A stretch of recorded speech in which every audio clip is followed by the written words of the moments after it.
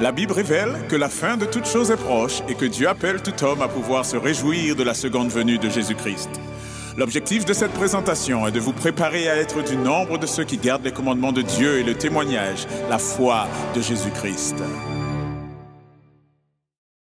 Le titre du message de ce matin est l'Antéchrist et les Antéchrists. Ou devrais-je dire, parce que là j'ai prononcé avec la version Louis II, mais quand on regarde dans la version Osserval, c'est l'Antichrist et les Antichrists. D'accord? Et le terme Antichrist que nous avons en français, il provient d'un terme grec qui est Antichristos. D'accord? Donc le terme Antichrist, le terme traduit par Antichrist, il vient du grec Antichristos. D'accord? Et comme vous pouvez l'entendre en fait, Antichrist, le terme français, tout comme le grec, Antichristos, il est composé de deux mots en fait. D'accord? Il y a anti qui signifie contre ou au lieu de. D'accord? Et Christos, bien évidemment, vous l'aurez compris, qui veut dire Christ. D'accord? Donc, nous rappelons, anti-Christ signifie contre ou au lieu de Christ. D'accord? Donc, antichrist, en fait, c'est quelqu'un, ou c'est quelque chose ou quelqu'un qui est contre ou au lieu de Christ. Quelqu'un qui se positionne contre ou au lieu de Christ, en fait. D'accord? Et le terme antichrist apparaît dans le Nouveau Testament uniquement dans les écrits de Jean, très précisément dans les épîtres, d'accord, de l'apôtre Jean. Il apparaît en 1 Jean 2, verset 18, mais aussi au verset 22 du même chapitre, au chapitre 3 et au chapitre 4 tout du moins, et au verset 3, et en 2 Jean, verset 7. Et nous allons considérer tous ces passages, d'accord? J'ai juste donné les références, mais nous allons maintenant considérer tous ces passages, et à commencer par le premier. Rendons-nous dans le passage où le terme Antichrist apparaît pour la première fois, d'accord? Jean 2, verset 1 Jean 2, verset 18. 1 Jean, chapitre 2, verset 18.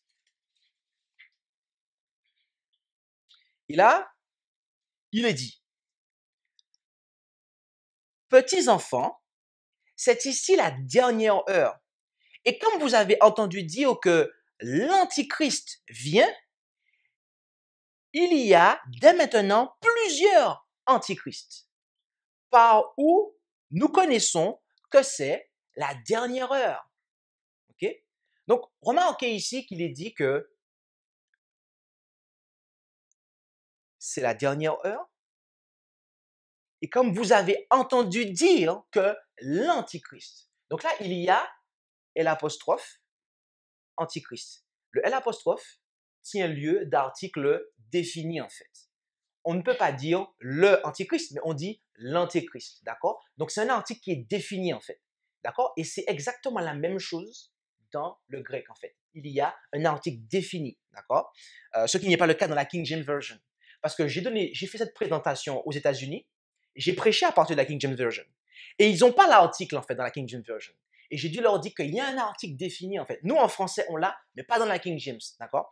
Et après, il est dit, et il y a dès maintenant plusieurs antichrists, ok? Plusieurs antichrists. Là, il n'y a pas d'article défini. Et de surcroît, le terme est au pluriel, d'accord? Donc il y a l'antichrist et il y a les antichrists en fait, d'accord? Ceux qui sont antichrists, ok? Singulier et pluriel, d'accord? Et remarquez une chose ici, c'est que l'apôtre considère que ses lecteurs avaient déjà été instruits concernant l'Antichrist. Parce qu'il leur dit, et comme vous avez entendu dire, comme vous avez entendu dire, d'accord? On va revenir là-dessus à la fin de la présentation, d'accord? Sur le fait qu'ils avaient déjà entendu dire ça, d'accord? Mais notez une chose ici, c'est que la manifestation pleine et entière de l'Antichrist, d'après Jean, devait avoir lieu dans les derniers, enfin, tout du moins, elle est connectée, elle doit avoir lieu dans les derniers temps, en fait, d'accord? Et c'est là, à ce moment-là, que il y aura sa pleine manifestation. Et, et dans tous ces, dans toutes ces écrits, dans tous ces écrits, l'apôtre Jean ne va jamais donner l'identité de l'Antichrist. Il ne va jamais donner l'identité. Mais il va donner des caractéristiques. D'accord? Il ne va jamais dire l'Antichrist, c'est un tel, mais il va donner des caractéristiques. D'accord? Il va donner des caractéristiques. Et considérons à présent les caractéristiques de l'Antichrist. D'accord? Euh, il y a, et pour cela, nous allons considérer les trois autres occurrences, les trois autres textes où il nous est parlé de l'Antichrist. Considérons le verset 22, 1 Jean, chapitre 2, verset 22, c'est bien ça. Et là, il est dit, qui est menteur, si ce n'est celui qui nie que Jésus est le Christ. Celui-là est l'Antichrist qui nie le Père et le Fils. Et lisons même le verset 23. Quiconque nie le Fils n'a pas non plus le Père. Celui qui confesse le Fils a aussi le Père.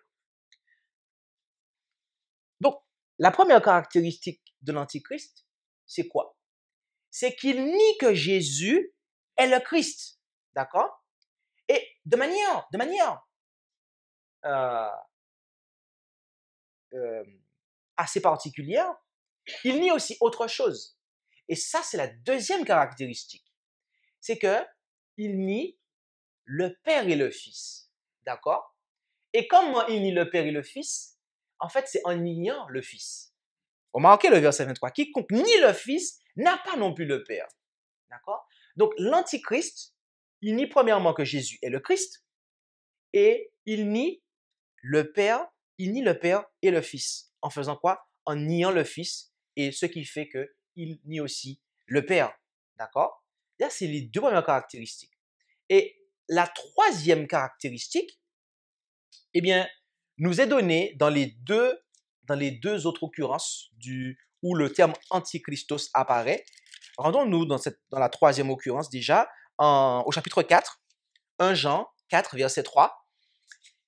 1 Jean, chapitre 4, verset 3. Et là, il est dit, « Et tout esprit qui ne confesse pas Jésus-Christ venu en chair n'est point de Dieu. Or, c'est là celui de l'Antichrist, dont vous avez entendu dire qu'il vient et qui est déjà présent dans le monde. » Okay? Donc là, Jean nous donne une troisième caractéristique, c'est que, en fait, l'Antichrist nie que Jésus est venu en chair. D'accord? Et c'est ce qu'il répète en 2 Jean. 2 Jean 7. 2 Jean, il y a un seul chapitre, donc le verset 7.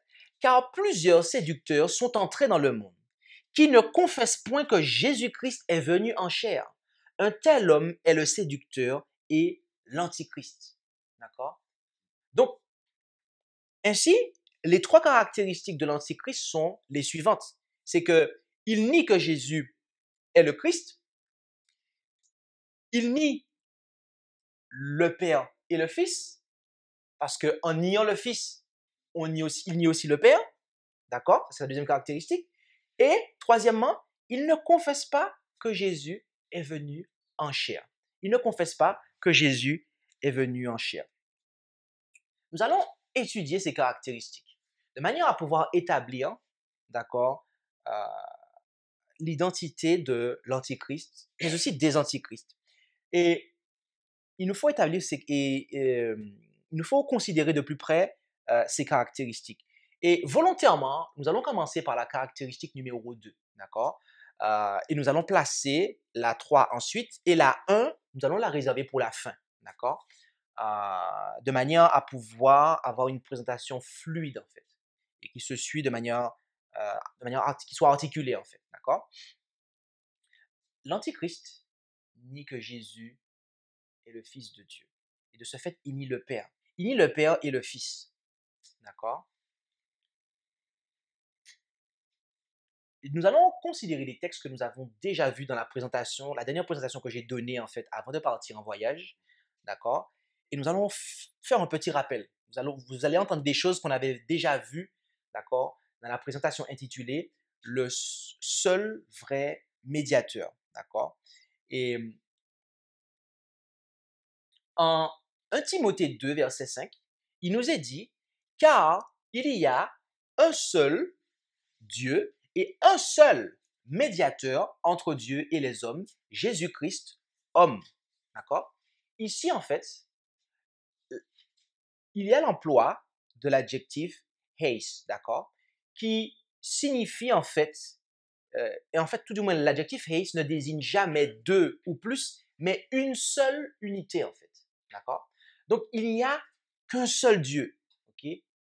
Et un seul médiateur entre Dieu et les hommes, Jésus-Christ, homme, en fait. D'accord? Donc, il y a ce seul Dieu. Il n'y en a pas deux, d'accord? Il n'y en a pas trois, il n'y en a qu'un seul. Il y a un seul médiateur entre lui, ce seul Dieu, et les hommes. Et cet adjectif est aussi présent, d'accord, ailleurs. On le voit en Marc 12, versets 29 et 32, d'accord?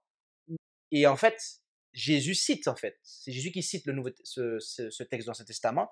Et le scribe allait dire, c'est bien, maître, tu as dit avec vérité qu'il n'y a qu'un seul Dieu et qu'il n'y en a point d'autre que lui, d'accord?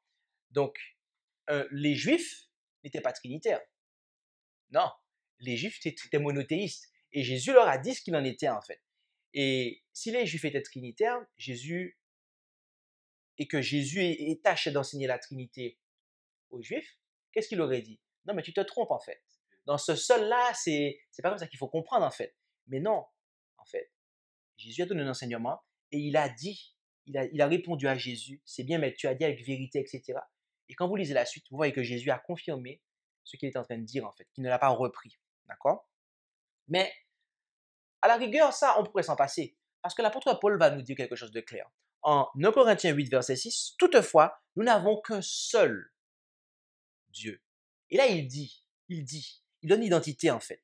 Le Père, d'accord, duquel procède toute chose, et nous sommes par lui. Et un seul Seigneur, Jésus-Christ, par lequel sont toutes choses, et nous sommes par lui. D'accord? Et je n'ai pas sous la diapo mis, mais en fait, le seul Seigneur, le seul qui est devant Seigneur, c'est pareil en fait. C'est Hayes qui est là en fait. D'accord?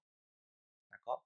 Donc, en fait, le Père est le seul Dieu, le seul vrai Dieu, dans le sens qu'il est l'original en fait. D'accord? Dans le même sens que lorsque l'apôtre Paul dit que est le véritable tabernacle dans le ciel, le terme qui est utilisé c'est alétinos en fait, qui indique l'original en fait. D'accord? Et, et ce qui était sur terre, c'était la copie, l'image. De la même manière, Christ est l'image de Dieu en fait. Et le Père est l'original. Le Père est celui de qui Christ provient. Et, et donc, nous voyons ici l'enseignement de l'apôtre Paul qui a été répété en fait en Éphésiens 4, verset 6. Un seul Dieu est Père de tous, qui est au-dessus de tous et par tous et en vous tous. D'accord? Donc, là encore, c'est très clairement établi en fait. Les choses sont très clairement établies et nous voyons que Dieu, le seul Dieu, c'est le Père en fait. Le seul Dieu, c'est le Père. Par conséquent, Jésus-Christ est son Fils. Et c'est ce que Jean nous dit de manière très claire.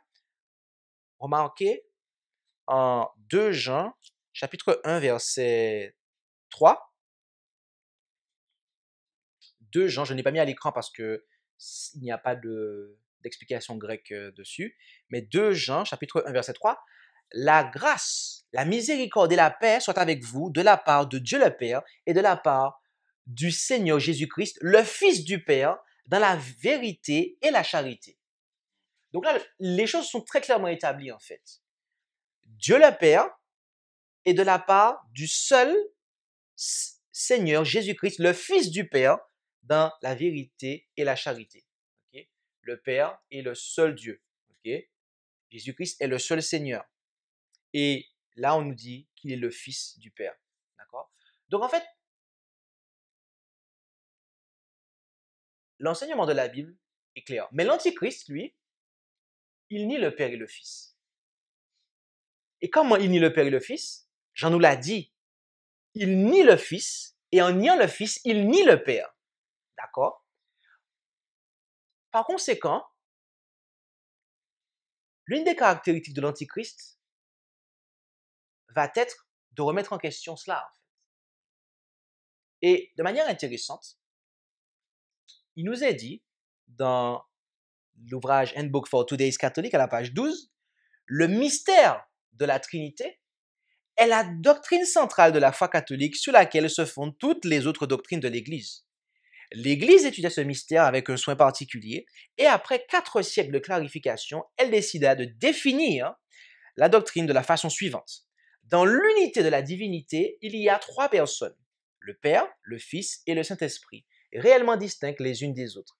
Ainsi, dans les termes du credo d'Athanase, le Père est Dieu, le Fils est Dieu et le Saint-Esprit est Dieu. Et pourtant, il n'y a pas 3 dieux, mais un Dieu. Cela n'est pas du tout en conformité avec ce que dit l'Écriture. Cela n'est pas du tout en conformité avec ce que dit l'Écriture. Puisque l'Écriture nous dit que Jésus-Christ est le Fils de Dieu. D'accord? Qu'il est le Fils de Dieu. L'Écriture ne fait nullement mention de Dieu le Fils. Elle dit que Jésus-Christ est le Fils de Dieu et elle dit oui, amen, qu'il est Dieu. Mais il n'y a jamais Dieu le Fils et encore moins Dieu le Saint-Esprit, mes amis. Donc, la doctrine de la Trinité est une doctrine qui est antichrétienne et antichrist.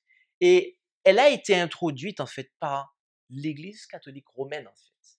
Donc déjà, on se rend compte que l'Église catholique romaine en fait, qui a à sa tête le pape, correspond à la première caractéristique de l'antichrist, d'accord? Qui nie le Fils et de ce fait nie le Père.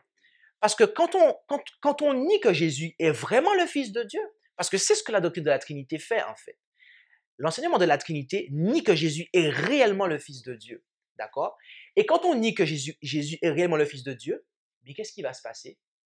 Eh bien, on va nier le seul vrai Dieu, en fait. On va nier le seul vrai Dieu. Et c'est ce qui se fait. Parce que pour eux, le seul Dieu, c'est qui? C'est 3, en fait. C'est 3. Alors que nous, on a vu que il y a un, en fait. Il n'y a qu'une seule unité, en fait. D'accord? Donc, la doctrine de la Trinité est une doctrine de l'Antichrist. D'accord?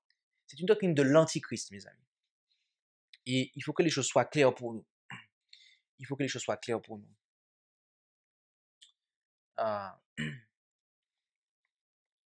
Maintenant, poursuivons avec la 3e caractéristique qui, rappelez-vous, dans ma présentation, vient en numéro 2. La première, je la garde pour la fin. D'accord? La troisième caractéristique de l'Antichrist que nous avons découvert dans la lecture des textes, de manière chronologique, okay, eh bien, c'est qu'il nie que Jésus est venu en chair. D'accord? Il ne confesse pas que Jésus soit venu dans la chair. Et qu'est-ce que cela signifie en fait? Qu'est-ce que cela signifie? Ben, pour comprendre ce que cela signifie, il nous faut considérer ce que la Bible dit en fait. Quelle nature Jésus avait quand il est venu dans la chair? Quelle chair que Jésus avait déjà? Rendons-nous en Hébreux, chapitre 2, et lisons du verset 14 à 16. Où allons-nous? C'est exact.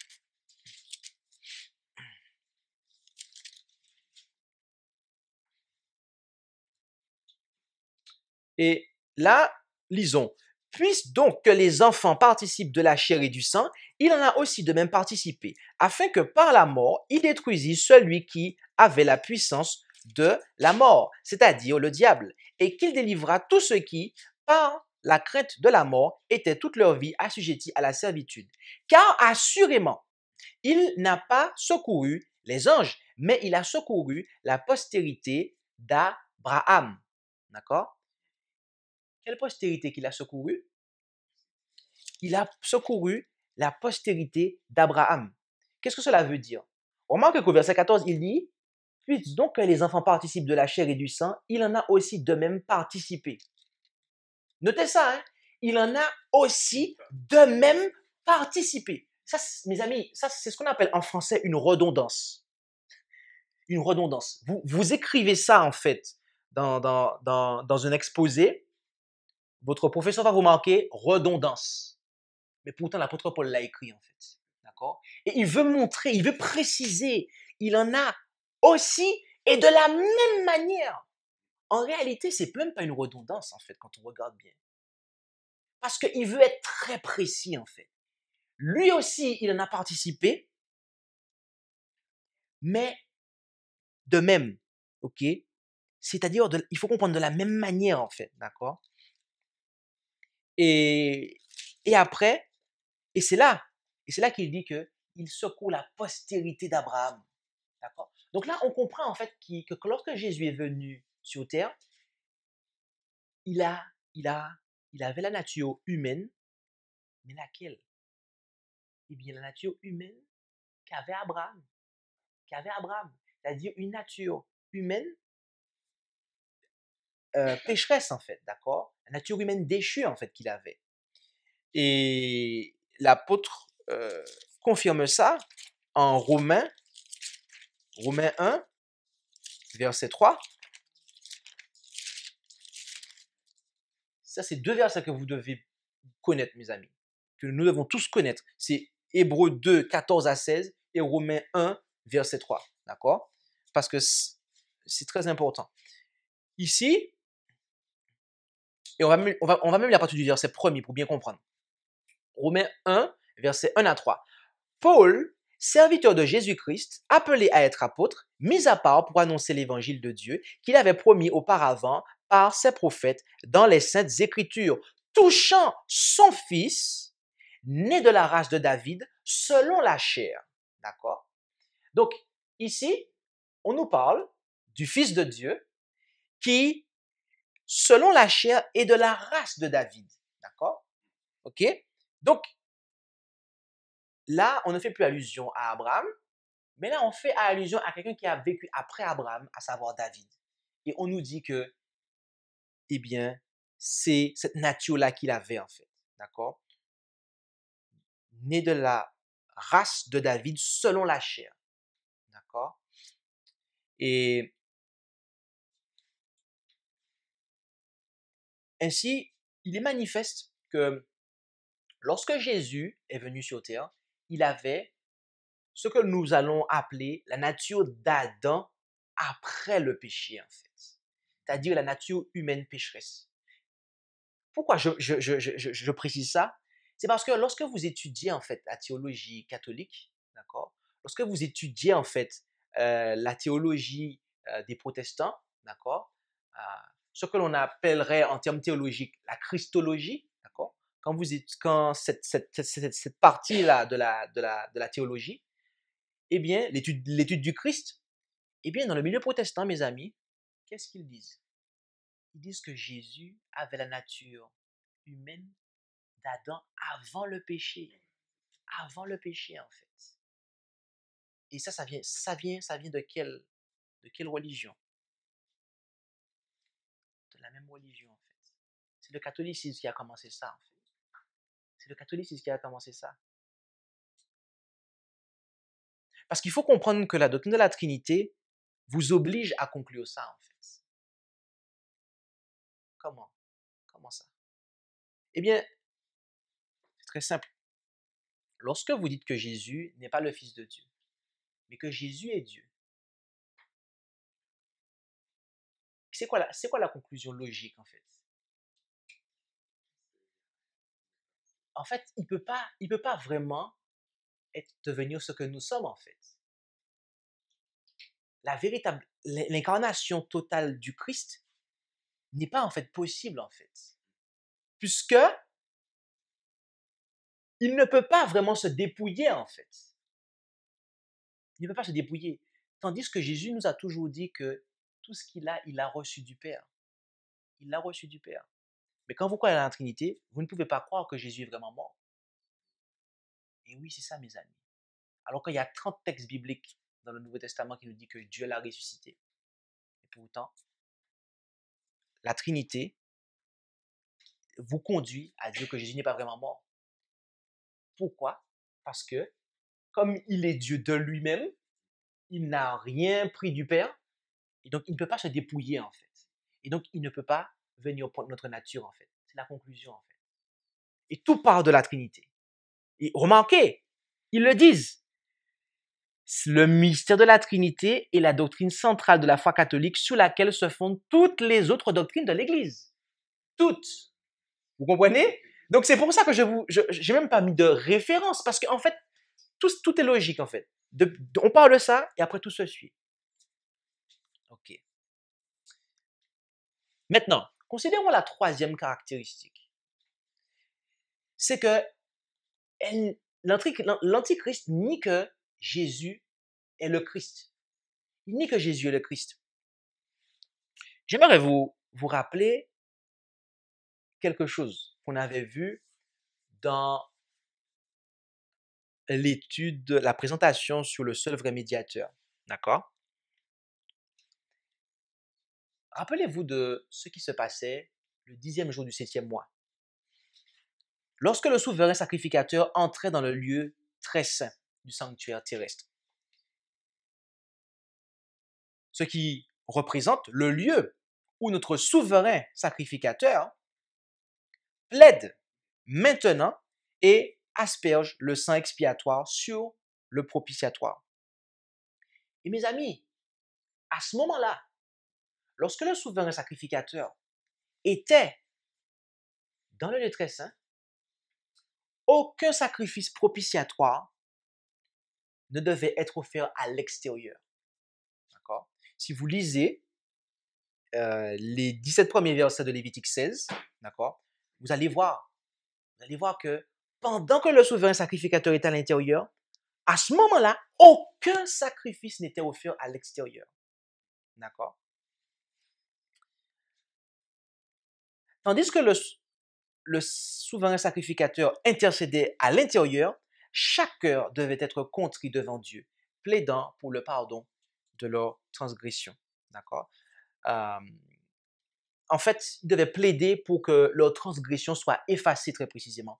Parce que chaque jour, il y avait l'expiation pour le pardon, en fait. D'accord?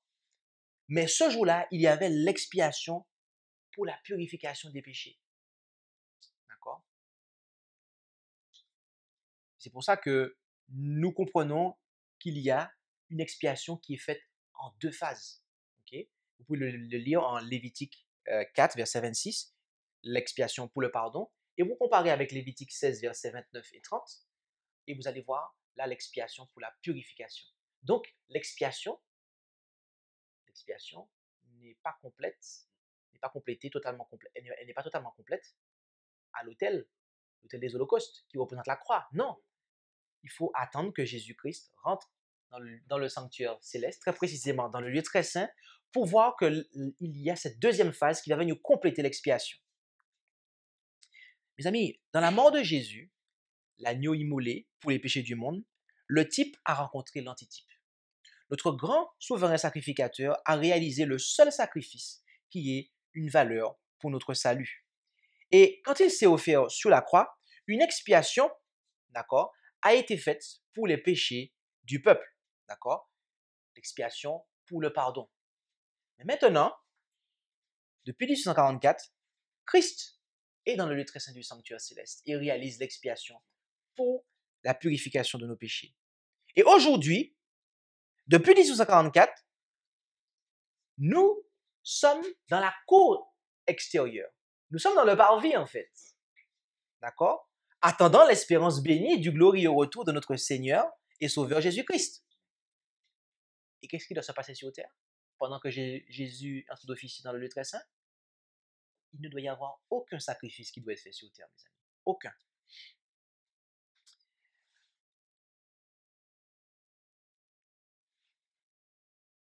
Dans son intercession en tant qu'avocat, Christ n'a besoin d'aucune vertu humaine, d'aucune intercession humaine, car il est le seul qui porte nos péchés et qui œuvre pour nous. La prière et la confession ne doivent être offertes qu'à celui qui est entré une fois pour toutes, d'accord, dans le sanctuaire, et très précisément maintenant dans le lieu très saint du sanctuaire céleste. Il est le seul qui peut sauver complètement tous ceux qui viennent à lui avec foi, car il vit toujours pour intercéder en notre faveur.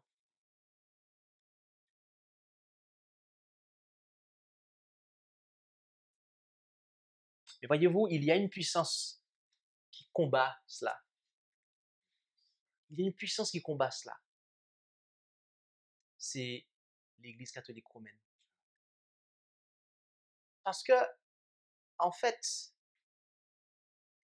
les prêtres sont les êtres à qui les catholiques vont se confesser. Ils vont se confesser, alors que c'est à Jésus. Il ne doit pas y avoir, en fait, il ne doit rien avoir sur terre, en fait. Tout doit être dirigé, toute l'attention sur terre, comme dans le type, doit être dirigée dans le lieu très saint, en fait. Mais qu'est-ce qui se passe? Là, il y a une contrefaçon qui est faite. Il y a même la messe qui est faite. Et la messe, c'est un sacrifice, mes amis. Il sacrifie Jésus, alors que Jésus a déjà été sacrifié. Et l'Eucharistie, d'accord, que le prêtre fait lorsqu'il fait la messe, eh bien, en fait, il croit que c'est vraiment Jésus, en fait, qui est là. Et l'Église catholique enseigne que le prêtre a le pouvoir de prendre Jésus, de le faire descendre du ciel, et en fait, de le mettre vraiment dans l'hostie, en fait. Et ça représente vraiment la chair du Christ. C'est un sacrifice, en fait, d'accord, dans leur théologie et dans le vécu de leur foi, en fait. Mais que nous dit la Bible, mes amis? Il ne doit pas. Pendant que le souverain sacrificateur est dans le sanctuaire, il n'y a rien qui doit se faire sur la terre. Et la raison pour laquelle nous parlons de cela, c'est parce que lorsque l'Ancien Testament nous parle du Christ, et en Deutéronome 18, verset 15, Moïse dit au peuple que le Seigneur va vous susciter quelqu'un, un prophète, et vous allez devoir l'écouter. Donc le Christ avait une première caractéristique, celle d'être prophète, d'accord? Il a une autre caractéristique, c'est qu'il devait être sur le trône. Donc, il devait en fait gouverner, ok? Mais la troisième caractéristique qui nous est donnée, c'est Zacharie 6, verset 11. Zacharie 6, verset 11.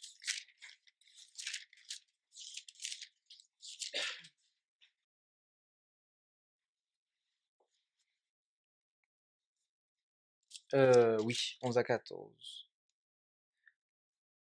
Alors, reçois de l'argent et de l'or, et fais en toi des couronnes, et mets-les sur la tête de Joshua, fils de Jotsadak, grand sacrificateur, et parle-lui en ces mots. Ainsi a dit l'Éternel des armées. Voici un homme dont le nom est Germe, qui germera de son lieu et bâtira le temple de l'Éternel. Celui-là rebâtira le temple de l'Éternel. Celui-là obtiendra la majesté. Il siégera, il régnera sur son trône. Il sera sacrificateur sous son trône. Et il se fera entre les deux un dessein de paix. Remarquez ici que il nous est parlé de manière prophétique de Jésus en fait. Et on nous dit ici qu'il sera sacrificateur. Okay? Et notamment ici, on nous dit qu'il sera assis sous le trône. Donc là, on a la caractéristique, l'une des trois caractéristiques du Christ, celle de prophète, celle de régent, celui qui règne, mais aussi celle de sacrificateur, de prêtre. D'accord? Il est intéressant de voir ici que non seulement lorsque Jésus officie dans le sanctuaire céleste, et très précisément lorsqu'on nous parle, parce que là ça a lieu en fait dans le sanctuaire, il y a une alliance de paix qui se fait entre les deux. Il n'est pas dit entre les trois. entre les deux. Rappelez-vous 1 Timothée 2, verset 5. Un seul Dieu et un seul médiateur, en fait. Il y a un seul Dieu et un seul médiateur. Il n'y en a pas d'autre, en fait. Il n'y en a pas d'autre. OK?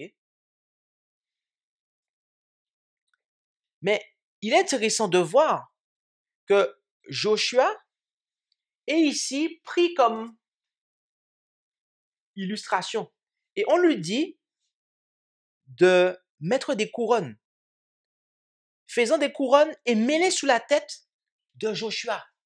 Mets-les sur la tête de Joshua. Attendez, depuis qu'on met des couronnes sur une seule tête? Depuis qu'on met des couronnes sur une seule tête, mes amis? Normalement, une tête, c'est une couronne.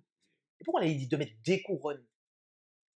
C'est vraiment quelque chose. Attendez, qu'est-ce que dit la Bible à propos de Jésus, en fait? Remarquons Philippiens 2, verset 10.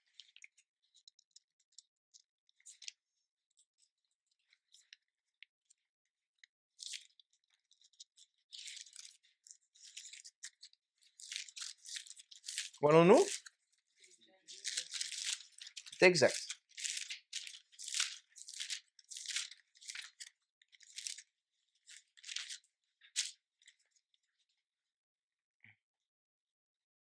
Et lisons à partir du verset 9. C'est pourquoi aussi Dieu l'a souverainement élevé. Ça veut dire quoi? Ça veut dire que Dieu l'a fait souverain, en fait. Dieu l'a souverainement élevé, ok? Et lui a donné un nom qui est au-dessus de tout nom, ok? Afin qu'au nom de Jésus, tout ce qui est dans les cieux et sur la terre et sous la terre fléchisse le genou. Dites-moi, dans combien d'espace, devrais-je dire, dans combien de zones Jésus a l'autorité? Le texte dit, hein, dans les cieux, sur la terre et sous la terre. D'accord. Donc, quand on dit que Jésus, en fait, quand on dit que, quand Joshua illustre Jésus, et qu'on lui met des couronnes sur la tête, en fait, il s'agit d'une triple couronne, en fait. OK? Pour l'illustration. D'accord? C'est-à-dire qu'il a l'autorité suprême, d'accord, dans les cieux, sur la terre et sous la terre. Et vous savez quoi? Là, il y a contrefaçon encore. Parce que qu'est-ce qui porte la triple couronne sur la terre? C'est le pape. Et quand vous étudiez la signification de la triple couronne, c'est ça, mes amis.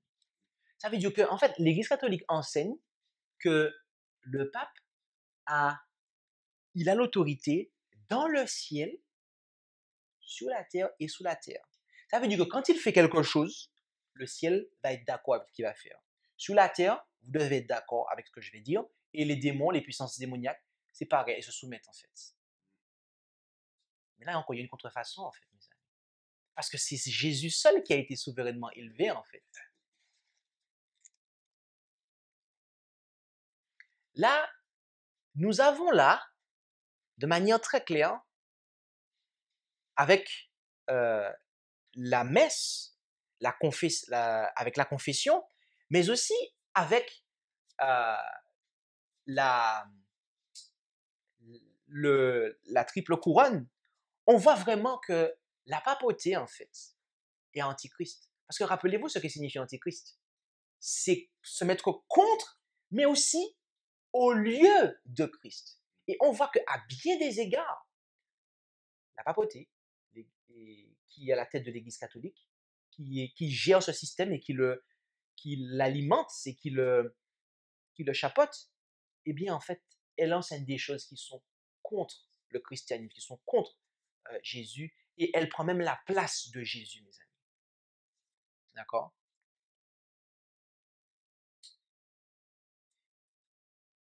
Nous avons ici dit qui est l'Antichrist.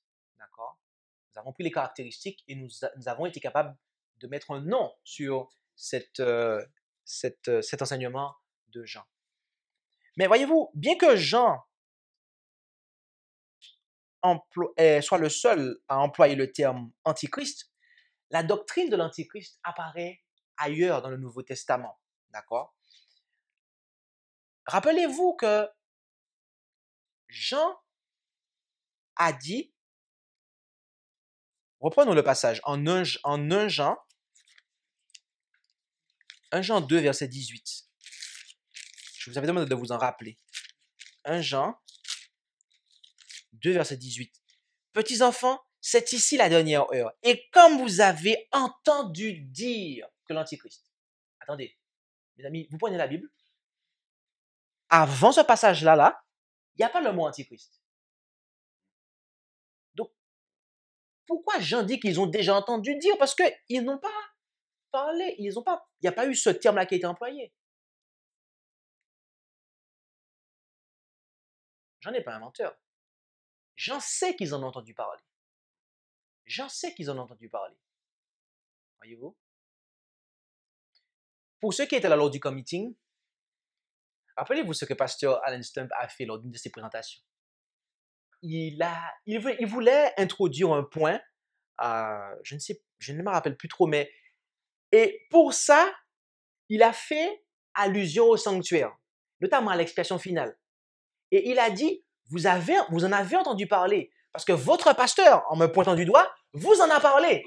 Il vous en a parlé. Et je suis sûr qu'il l'a fait. OK? Donc, en fait, il savait que j'avais parlé de ça aux frères et sœurs, à vous.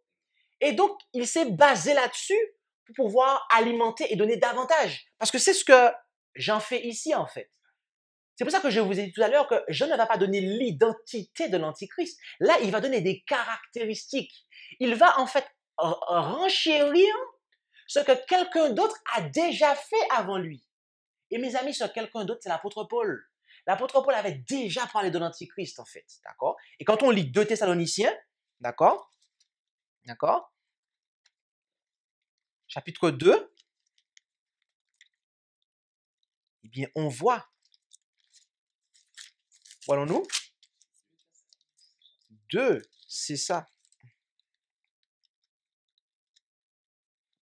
Il dit ici, lisons à partir du verset 2, « Nous vous prions, frères, de ne pas vous laisser ébranler facilement dans vos pensées et de ne pas vous laisser troubler par quelques inspirations ou par quelques paroles ou quelques lettres qu'on dirait venir de nous, comme si le jour de Christ était proche. Que personne ne vous séduise en aucune manière, car il faut que la révolte soit arrivée auparavant. » Ici, le mot révolte signifie apostasie, en fait. Okay? Le terme grec qui est traduit par révolte, c'est apostasia, donc apostasie. Donc, il faut que la révolte, soit l'apostasie, soit arrivée auparavant et qu'on ait vu paraître l'homme du péché, le fils de la perdition. D'ailleurs, au passage, perdition, le terme grec qui est traduit par perdition, signifie également destruction, en fait. Le fils de la destruction, en fait. Celui qui va détruire les piliers de notre foi, en fait. D'accord? Et au verset 4, l'adversaire. Mes amis, l'antichrist, c'est quoi? Celui qui est contre et qui se met au lieu, d'accord? L'adversaire est celui qui s'élève au-dessus de tout ce qu'on appelle Dieu ou qu'on adore, jusqu'à s'asseoir comme Dieu dans le temple de Dieu, se proclamant lui-même Dieu. C'est pas ce que le pape fait? On l'a vu, mes amis. C'est ce que le pape fait, en fait. Parce qu'en prenant la triple couronne, en fait, il se fait Dieu. Mais il s'assoit aussi dans le temple de Dieu. Comment ça? Qu'est-ce que l'apôtre Paul dit en 2 Corinthiens 6, versets 19 et 20? Ne savez-vous pas que vous êtes le temple du Saint-Esprit? D'accord. Nous sommes le temple du Saint-Esprit. OK? Par son esprit, Dieu habite en nous, en fait. Mes amis, la papauté s'assoit là, mes amis. La papauté s'assoit là dans le temple, en fait. Et en se proclamant Dieu. Et elle fait sa place ici, en fait, par son système d'adoration. Et c'est l'adversaire. L'adversaire qui est celui qui s'élève au-dessus de tout ce qu'on appelle Dieu. Jésus-Christ, en tant que fils de Dieu, il est Dieu par nature. Sa nature est divine. Il est de nature divine. Et en fait, c'est ce que l'antichrist, la papauté fait. Donc, ici, on voit en fait que Paul avait déjà, sans employer le mot antichrist, mais il avait déjà dit l'adversaire. Donc, il est contre en fait ce qu'on adore, ce qu'on appelle Dieu. Et il s'assoit dans le temple en fait. D'accord? Paul en avait déjà parlé. Et d'après vous, où est-ce que l'apôtre Paul a obtenu cette connaissance? Il a dit qu'il a reçu son évangile par révélation, c'est vrai. Mais en fait, quand vous étudiez 2 Thessaloniciens, vous retrouvez les caractéristiques de Daniel 7, versets 24 et 25 en fait. La petite corne mes amis, de la petite corne, d'accord? Et donc, on voit que Paul en a parlé sous le titre d'homme de péché ou de fils de la perdition. Daniel en a parlé sous le symbole de la petite corne, mais Jean lui-même en a aussi à nouveau parlé en fait. Il en a aussi à nouveau parlé comme la bête qui monte de la mer, d'accord? Et quand vous étudiez en fait la bête qui monte de la mer, Apocalypse 13, versets 1 à 10, d'accord?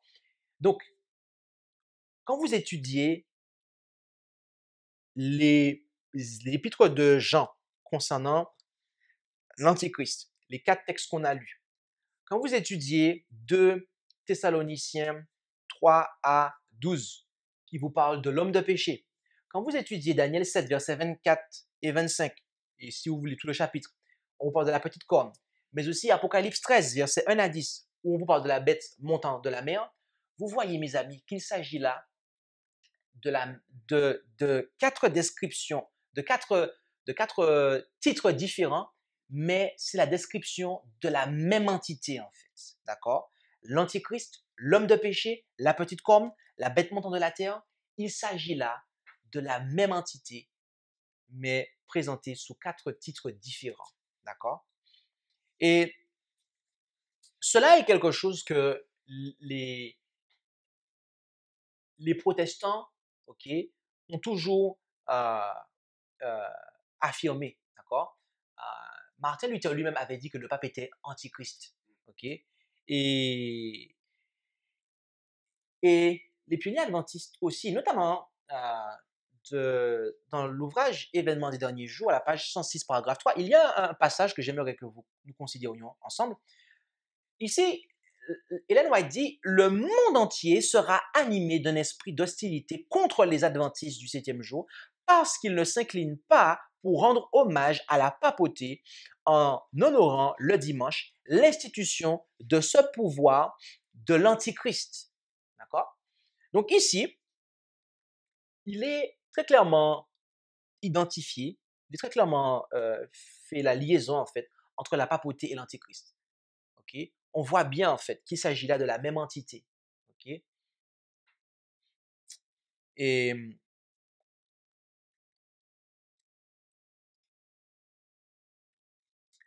et dans Tragédie des siècles, à la page 480, paragraphe 4,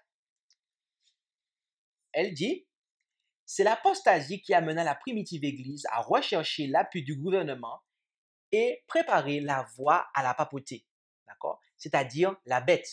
D'accord? Donc là, esprit de prophétie, ok, on l'a déjà fait avec la parole de Dieu, mais là on voit que elle lie en fait la papauté à la bête. D'accord? La papauté, c'est bien la bête en fait. Saint Paul l'avait dit, il faut que l'apostasie soit arrivée auparavant et qu'on ait vu paraître l'homme de péché. D'accord? Là, elle lie en fait 3 trucs qu'on a déjà vus. La bête, la papauté, ok, et l'homme de péché. D'accord? Et au préalable, dans le texte précédent, elle a lié la papauté à l'Antichrist. Donc avec ces 2 textes-là, en fait, avec ces 2 textes-là, on a déjà 3, avec l'esprit de prophétie, hein, on a déjà 3 des 4 descriptions qui sont déjà mises ensemble, en fait. D'accord?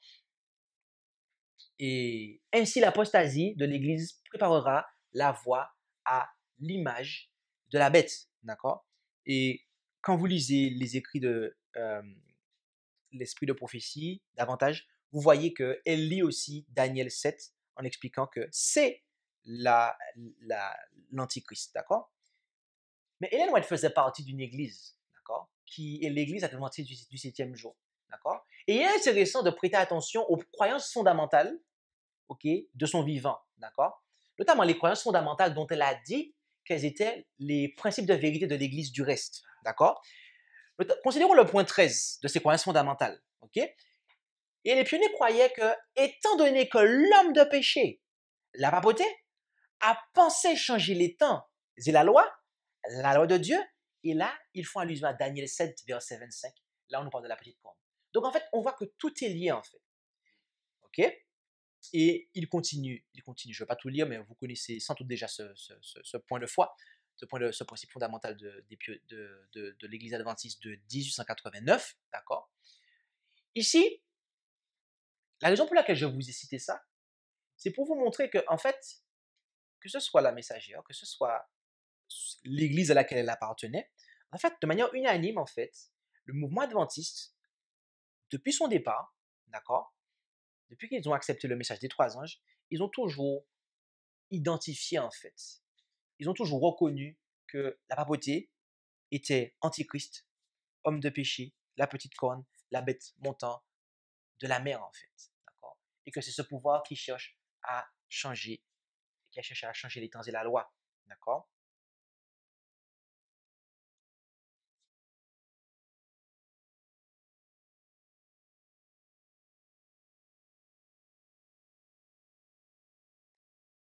L'apôtre, l'apôtre Paul a parlé de l'antichrist. Il a parlé de l'antichrist. Mais il a dit aussi qu'il y a des antichrists, au pluriel. Il parle de plusieurs antichrists. Et à son époque, il y en avait déjà, en fait. À son époque, il y en avait déjà. Ils étaient déjà actifs. Les amis, nous sommes en quelle année? Nous sommes en 2019, d'accord. Est-ce que vous pensez qu'en 2019, date, année à laquelle l'antichrist a déjà été manifesté, d'accord? Est-ce que vous pensez qu'il peut ne pas y avoir des antichrists? Non, mes amis, il y en aura. Il y en aura, en fait. Il y en aura. Considérons ensemble quel est l'enseignement, en fait, de Ted Wilson, d'accord? C'est quelque chose qu'on avait déjà vu pour certains d'entre vous, mais quel est l'enseignement de Ted Wilson concernant la bête, qui est l'antichrist, en fait, d'accord? Concernant l'identité, d'accord? Marquons cela ensemble. And an attempt to actually change God's Ten Commandments so that the day of worship becomes one other than the seventh-day Sabbath. And in fact, the mark of the beast would be the worship of God on any other day than that particular day, because that is a sign of God's authority. In fact, let's contrast the mark of the beast with the seal of God, because the seal of God for God's people in the last days will be their adherence, their love of Him, and their observance of the day which He has ordained and made sacred, the seventh-day Sabbath. So you are sealed with a special connection with Him when you keep that day. Anyone keeping a day other than that ultimately will be keeping the sign or the mark of the authority of the beast, which has changed the day of worship to another day. Mais en fait, ce que le président de la conférence générale dit ici, c'est que pour lui, la marque de la bête, c'est l'adoration de Dieu durant n'importe quel autre jour de la semaine que le sabbat, en fait. Mais attendez, mes amis, ce n'est pas ça, en fait. Parce que si c'est ça, à ce moment-là, la sanctification du vendredi peut être la marque de la bête, et par conséquent, l'islam peut être la bête. OK? Donc, Ted Wilson ici n'identifie pas la bête. OK? Il n'identifie pas la bête, en fait. Alors que la bête, on a vu c'est qui, en fait. L'antichrist, on a vu c'est qui. Donc, il n'identifie pas qui est la bête, qui est l'antichrist. La petite corne, en fait. L'homme de péché. Il ne l'identifie pas. Et de manière intéressante, de manière intéressante.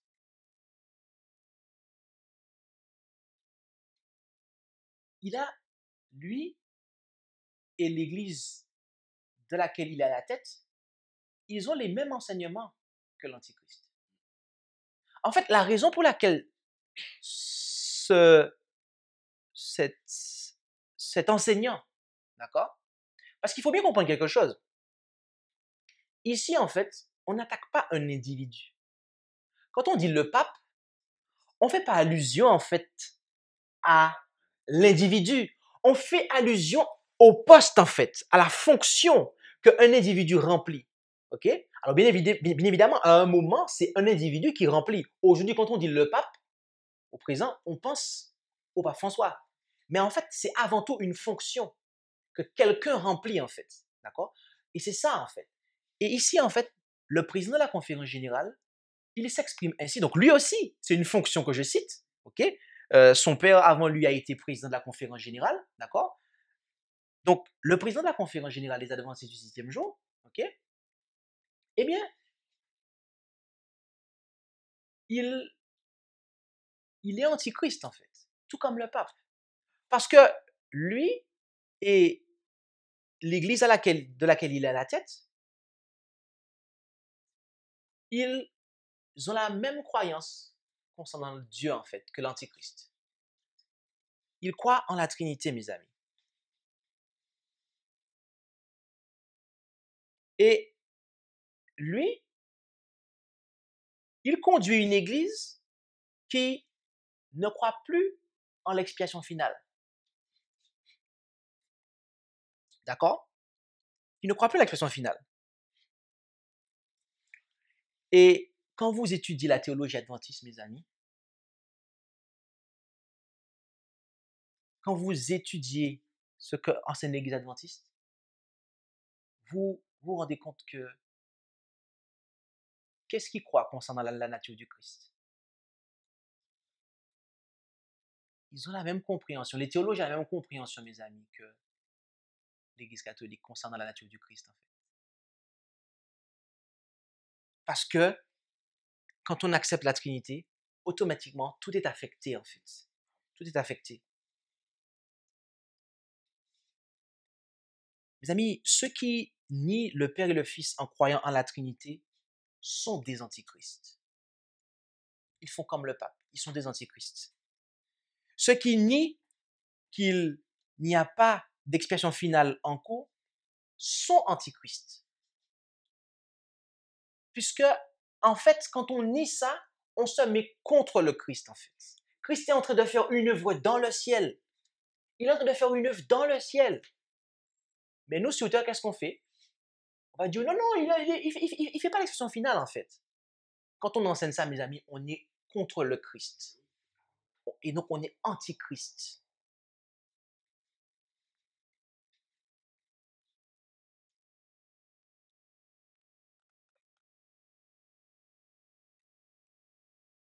Par conséquent, l'Église adventiste du 7e jour, qui enseigne ces choses-là, la Trinité, qu'il n'y a pas d'expression finale, et qui aussi, pour ceux qui l'ont accepté, eh bien, que Christ est venu avec la nature d'Adam avant le péché, elle est antichrist, en fait. Elle est antichrist. Et c'est pour ça que Ted Wilson, en fait, ne donne pas l'identité de la bête. Il ne donne pas l'identité de l'antichrist. Mais comment pouvez-vous donner l'identité de l'antichrist lorsque vous-même, vous êtes associé à l'antichrist? Vous ne pouvez pas, en fait. Vous ne pouvez pas. Si vous êtes un voleur et que vous avez un complice d'un vol, vous allez le dénoncer?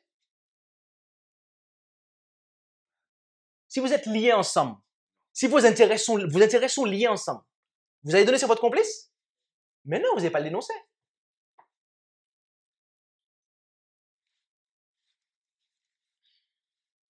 Vous n'allez pas le dénoncer. Vous n'allez pas le dénoncer. J'aimerais faire une pause ici et être assez spécifique. Parce que ceux qui parlent l'anglais et qui ont vu cette présentation que j'ai présentée aux États-Unis, qui a déjà été publiée par Smyrna, vous avez dû voir qu'il y a des choses sur lesquelles j'ai pas insisté, que j'ai insisté aux États-Unis et que j'ai pas insisté en France. Mais je vais quand même un petit peu insister ici, au cas où si ça arrive. Parce que cet enseignement-là n'est pas encore rentré en fait. Mais dans notre mouvement, dans le milieu anglophone en fait, il y a beaucoup d'hérésies, mes amis. Et il y a des non-trinitaires, d'accord, qui sont antichristes. Il y a des non-trinitaires qui sont antichristes. Il y a des pasteurs, il y a des pasteurs non-trinitaires qui ne croient plus en l'expression finale. Comme la dénomination, en fait. Qui ne croient plus qu'en fait, à partir de 1844, le jugement investigatif a commencé, en fait. En fait, en faisant ça, ils se positionnent contre le Christ. Mais il n'y a pas que. Il y a même des ministres, en fait, qui renient que Jésus soit venu dans la chair. Mais comment ça?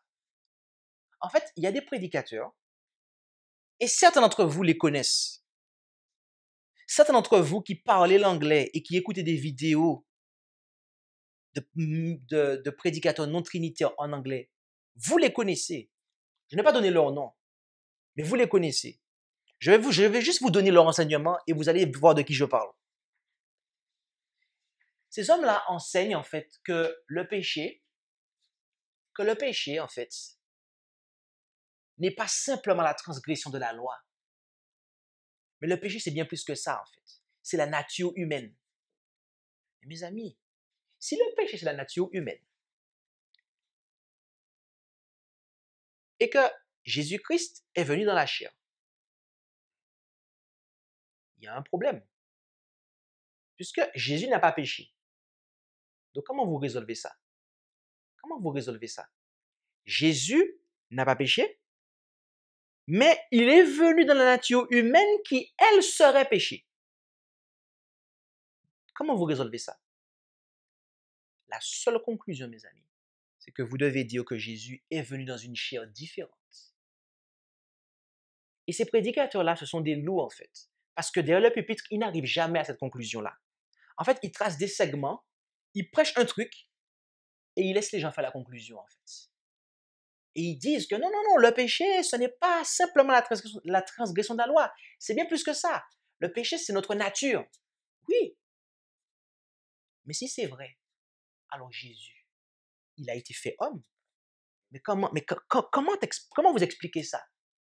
Mais mes amis, posez-leur les questions et ils vont vous dire. Parce que je suis désolé, quand on a un enseignement, il faut l'assumer jusqu'au bout, mes amis.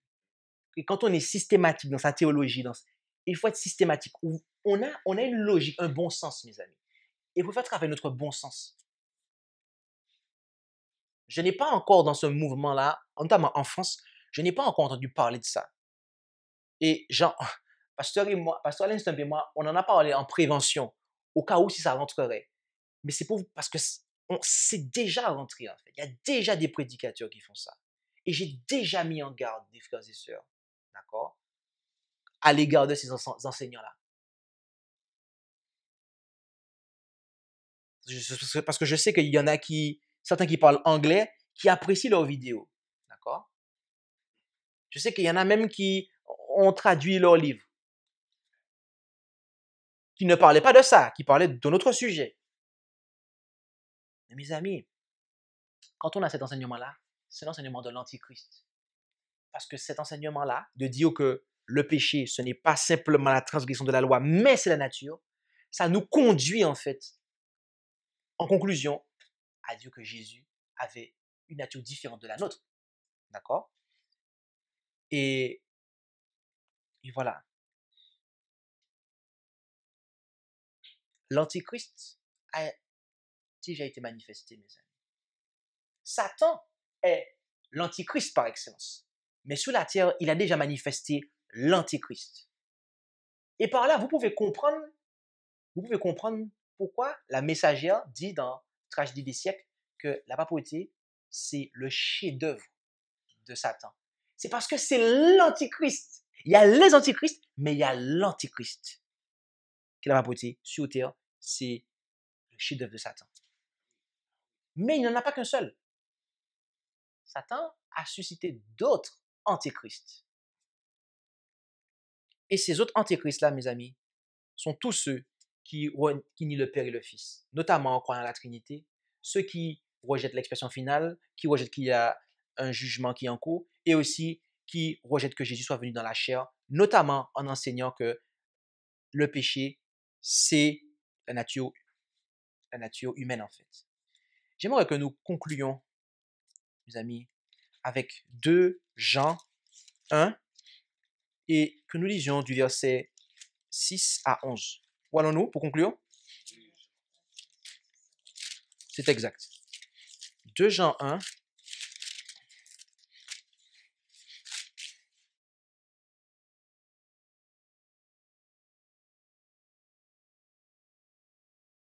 Jean 1, versets 6 à 11. Et c'est ici la charité, que nous marchions selon ses commandements. C'est là le commandement, comme vous l'avez entendu dès le commencement, afin que vous le suiviez. OK? La charité, l'amour agapé, mes amis. D'accord? C'est que nous marchions selon les commandements de Dieu. Et après, il continue en disant, car plusieurs séducteurs, remarquez la liaison qu'il y a en fait. Car, ok? En fait, ces séducteurs-là, en fait, dont il va parler, ce qu'il va dire en fait, ce sont des gens qui vont nous pécher d'avoir l'amour de Dieu, en fait, dont on a parlé dans l'école du sabbat.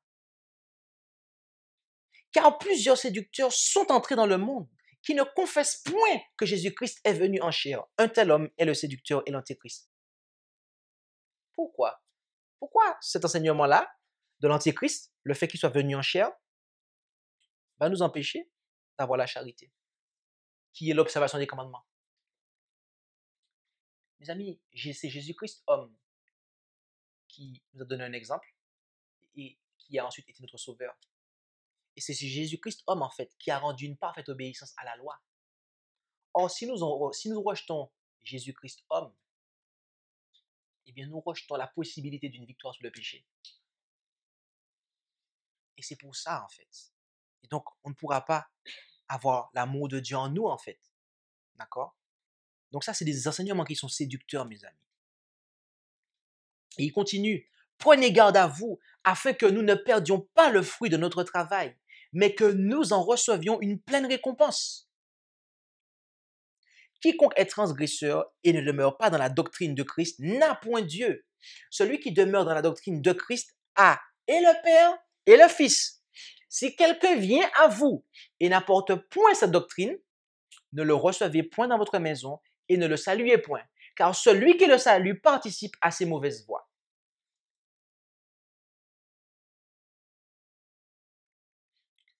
La Bible dit que nous ne devons pas saluer, ni même accueillir dans notre maison, d'accord, quelqu'un qui nie la doctrine de Christ, qui de ce fait n'a pas le Père et le Fils. Or, rappelez-vous que l'Antichrist nie le Père et le Fils. En fait, ici, on nous parle d'Antichrist, en fait. Jean est en train de dire que vous ne devez pas accueillir l'Antichrist dans votre maison. Vous ne devez pas le saluer, en fait. Mes amis, si j'enseigne des enseignements de l'Antichrist, vous ne devez pas m'inviter chez vous, en fait. Vous ne devez pas ouvrir la porte de chez vous pour me laisser prêcher chez vous. On n'est pas sûr, Dieu ne sera pas content avec vous si vous faites ça, en fait.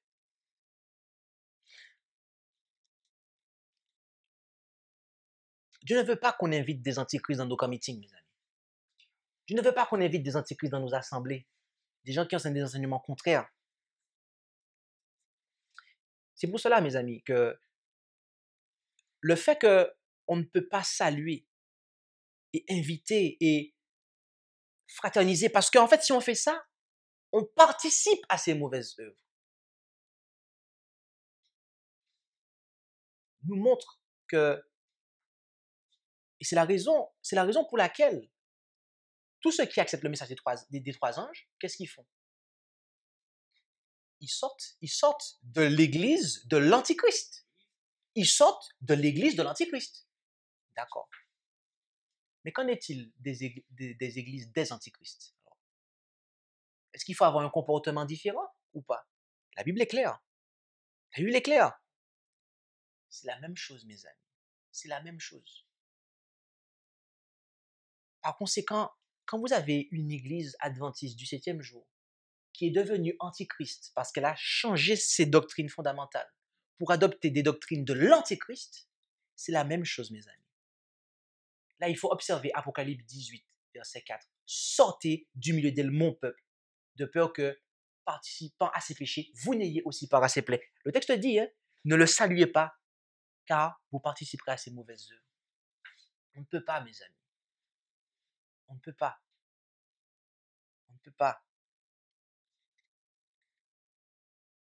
Mais Ganoun Diop n'a pas de problème à saluer l'antichrist.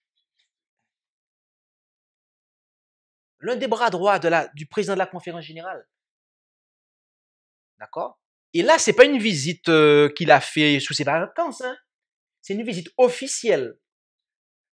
C'est une visite officielle, mes amis. Ça veut dire que c'est calculé dans l'agenda, en fait. Et quand vous rencontrez le pape, vous le rencontrez dans deux domaines, en fait. Civil et religieux. Et la base du civil sur lequel vous le rencontrez, c'est sur la base du religieux, en fait. Et tous les chefs d'État le savent, en fait. Quand vous rencontrez le pape, vous le rencontrez en tant que... Il y a des gens qui disent, non, mais c'est parce que la papauté, c'est aussi un pays. Mais en fait, quand vous étudiez, mes amis, vous le rencontrez en tant que chef de l'Église, en fait. On ne doit même pas saluer ces gens-là, en fait. On ne doit même pas avoir une espèce de fraternité, en fait. Ça ne veut pas dire qu'on doit avoir de la haine. Loin de là. Loin de là. Mais on ne peut pas, en fait, s'associer, en fait. S'associer. Car rappelez-vous, la Bible dit que n'ayez pas l'apparence du mal. Jusque ça, n'ayez pas l'apparence du mal. Mais mes amis, là, c'est plus que de l'apparence du mal, là. En fait. Parce que là, ils peuvent se serrer la main parce qu'ils croient dans le même Dieu. Tous les deux, ils nient ce que Jésus fait dans le ciel, en fait. L'un par la messe, l'autre par le reniement de l'expression finale. D'accord? Et tous les deux, ils ont la même compréhension de la nature du Christ, en fait.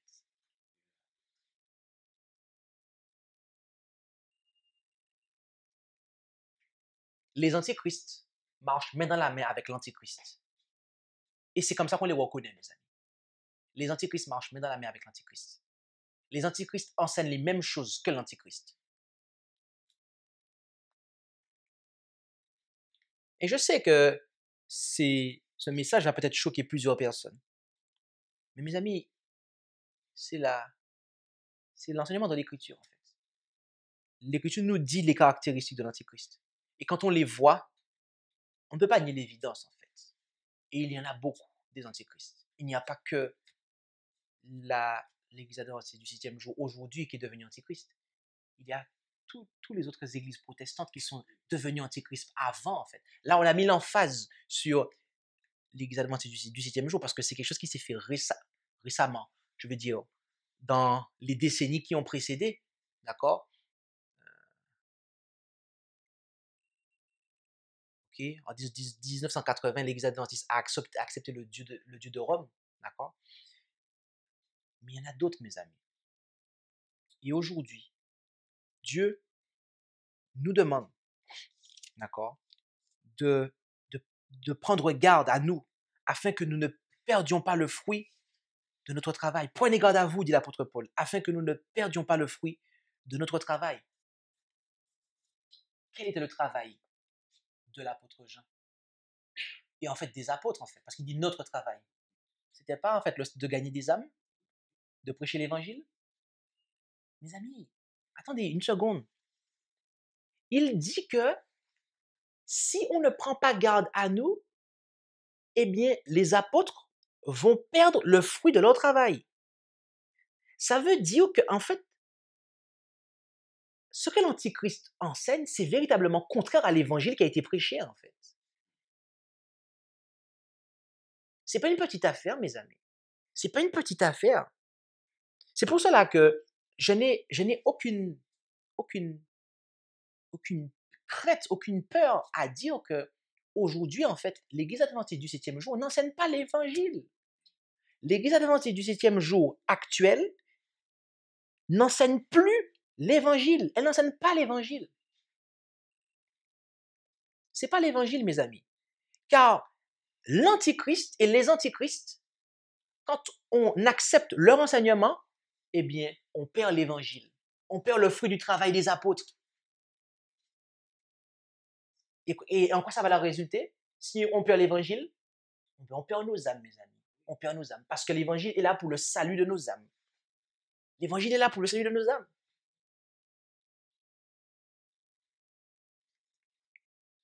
Bien-aimés, prenez garde à vous, afin que nous ne perdions pas le fruit de notre travail, mais que nous en recevions une pleine récompense. Puisse le Seigneur nous bénir et puissions-nous prêter attention. Puissions-nous avoir le discernement, mes amis, pour comprendre ces choses. Et car la Bible nous dit qu'il y a 144 000 qui suivent l'agneau partout où il va. Ils suivent l'agneau. Ça veut dire qu'ils marchent après lui, en fait. Mais les antichrists marchent contre lui. Ils marchent contre lui, en fait. Et on ne peut pas, mes amis, se préparer à faire partie des 144 000 si on suit les antichrists. Si on écoute des enseignements des antichrists. Comment pouvons-nous espérer être spirituellement être trouvé devant Christ comme étant vierge si on écoute des enseignements des églises prostituées antichristes? Des églises que la Bible qualifie de prostituées, d'accord? Et qui sont antichristes en fait. Ce n'est pas possible. Ce n'est pas possible. Si nous voulons marcher derrière l'agneau, suivre l'agneau partout où il va, nous ne devons rien avoir d'antichrist en nous. Nous devons rejeter les enseignements de l'antichrist et de ceux qui le promeuvent, à savoir les antichrists. Quels qu'ils soient, mes amis, quels qu'ils soient. Combien d'entre vous, combien d'entre nous en ce matin désirons suivre l'agneau partout où il va? Combien d'entre nous voulons de Jésus? Moi, je le veux, mes amis. Et pour cela, nous devons aller à Jésus tout simplement. On ne doit pas aller à un homme. Okay? Ne me regardez pas moi. Ne regardez pas à moi parce que j'ai mes faiblesses. Mais regardez à Jésus, mes amis. Regardons à Jésus. Et si on regarde à Jésus, eh bien, on va finir par, un jour, par le toucher. Mais si on ne regarde pas à Jésus, si on ne regarde pas à un homme, mes amis, et qu'on vit toute notre vie chrétienne les yeux fixés sur un homme, que ce soit le pasteur ou même que ce soit le pape, c'est la même chose, mes amis. Les adventistes pensent qu'ils sont en sécurité parce qu'ils ne sont pas dans l'église du pape. Mais c'est quoi, dans quoi ils mettent leur confiance? Dans l'homme, en fait. Parce que quand vous avez une religion qui enseigne autant d'erreurs, la Trinité, qu'il n'y a pas d'expression finale, etc., en fait, vous ne vous appuyez pas sur Christ, en fait. Vous vous appuyez sur les théologiens de Andrews University et Collonges, en fait. Donc, vous vous appuyez sur l'homme, en fait. Donc, il y a beaucoup peuvent se penser être en sécurité. Ah non, nous, on n'a pas de pape, on n'a pas de... Mais ils ont un pape, en fait. Ils ont même plusieurs petits papes derrière, plusieurs petits cardinaux, en fait, tu vois. Vous voyez? Et mes amis, il ne faut pas regarder aux hommes, en fait, mais à Christ, à la parole de Dieu. Qu'est-ce que me dit la parole de Dieu? C'est ça, en fait. Si tu m'apportes la parole de Dieu, il n'y a pas de souci. Viens chez moi, viens prêcher. Mais si tu ne m'apportes pas la parole de Dieu, ne viens pas prêcher chez moi, en fait. Ne viens pas dans mon église. Ne viens pas dans mes meetings. Mais il y a des gens il y a des frères et sœurs, malheureusement, qui n'ont pas ça, en fait. Il y a des frères et sœurs aux États-Unis, mes amis, je vous dis, c'est pas comme ça. Il y a des États-Unis, mes amis, il y a des meetings aux États-Unis, c'est Babylone, en fait. Vous avez lui prêche ça, lui prêche ça, lui prêche ça, lui prêche ça. Les gens qui écoutent là, c'est la confusion. Mais le pire, c'est que quand c'est fini, ils amènent, en fait.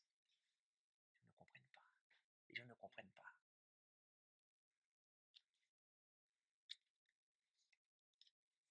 Puisse Dieu nous aider à comprendre ça.